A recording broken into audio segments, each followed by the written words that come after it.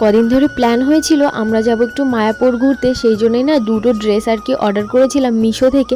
অনেকটাই ভয় করছিল কেমন আসবে না না আসবে, তো আজকে ফাইনালি ড্রেসটা চলেই এলো। চলো তোমাদের খুলে দেখাবো আমি ড্রেসটা কেমন এসেছে। তো এই যে দেখতেই পাচ্ছ ড্রেসটা হাতে পেয়ে কিন্তু আমি ভীষণ খুশি, নাচতে নাচতে ঘরে চলে গেলাম।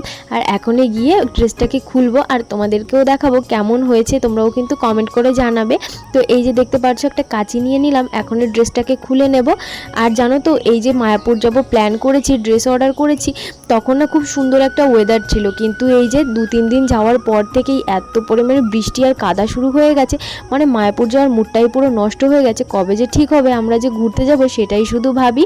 যেদিকে দেখতেই পারছো আমি কিন্তু খুলে নিয়েছি আর খুবই সুন্দর এসেছে, মানে মিশো থেকে এত সুন্দর সুন্দর ড্রেস আসতে পারে সেটাই আমি ভাবতে পারিনি। তো ভীষণই ভালো লেগেছে।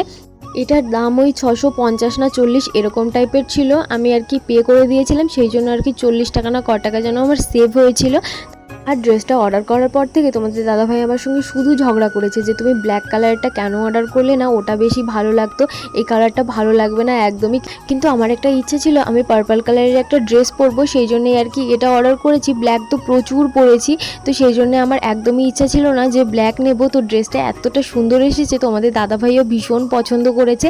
আর এদিকে দেখো পরে নিয়েছি আর কত সুন্দর লাগছে বলো তো। আর ড্রেসটা একটু ফিটিংস করতে হবে, তোমাদের সঙ্গে অবশ্যই শেয়ার করব ফিটিংস করার পরে। তো কেমন হয়েছে ড্রেসটা তোমরা কিন্তু সবাই কমেন্ট করে জানিও।